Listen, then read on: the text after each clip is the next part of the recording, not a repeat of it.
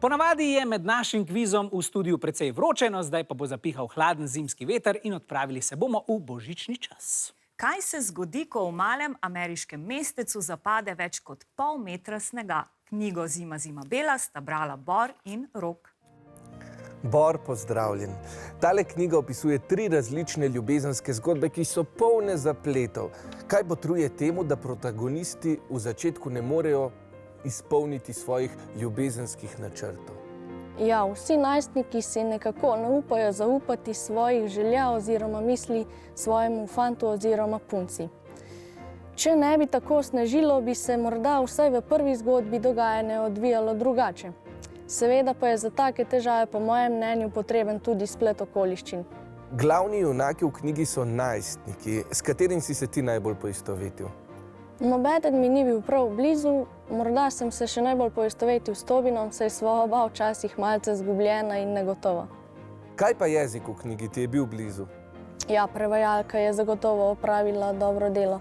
Razumel sem večino teh angleških izrazov, ustavil sem se le pri besedi iPod, ker le teh danes ne uporabljamo več. Ja, zagotovo je imela prevajalka kar zahtevno nalogo, tale zgodba je namreč napisana v prvi osebi strani 3 različnih najstnikov. Pa jo kar povprašajva, Neža Božič, pozdravljeni.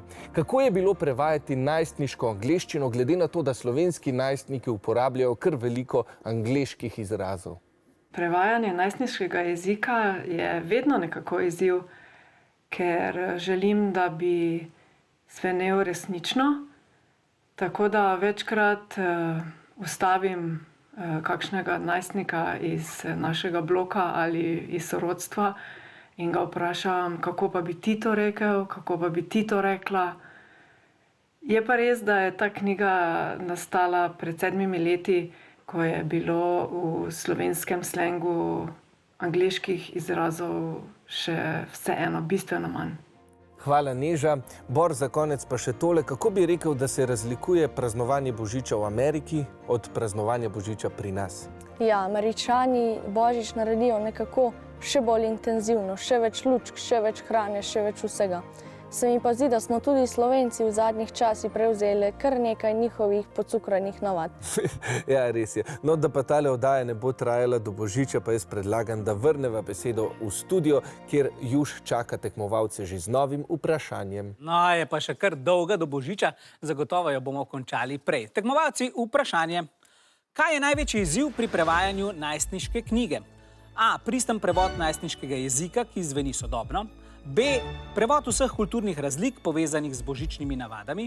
C. Pretvorba najstniškega slenga v formalen in ustaljen jezik. Ali D. Pomanjkljivo razumevanje slenga v izvornem besedilu. A, bi jaz rekel. Kaj bi ti rekel?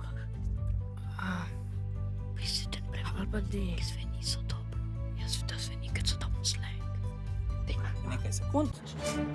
In obe ekipi sta odgovorili z odgovorom A, menijo, da gre za pristen prevod najstniškega jezika, ki zveni sodobno in da je to seveda največji izziv pri prevajanju najstniške knjige. Ja, največji izziv pri prevajanju najstniške leposlovne knjige je res prevod v najstniški sleng, ki zveni resnično in sodobno, kar pa je pogosto težko, saj se ta ves čas spreminja. Pravilen je res odgovor A. Čestitke! Bravo, obe ekipi!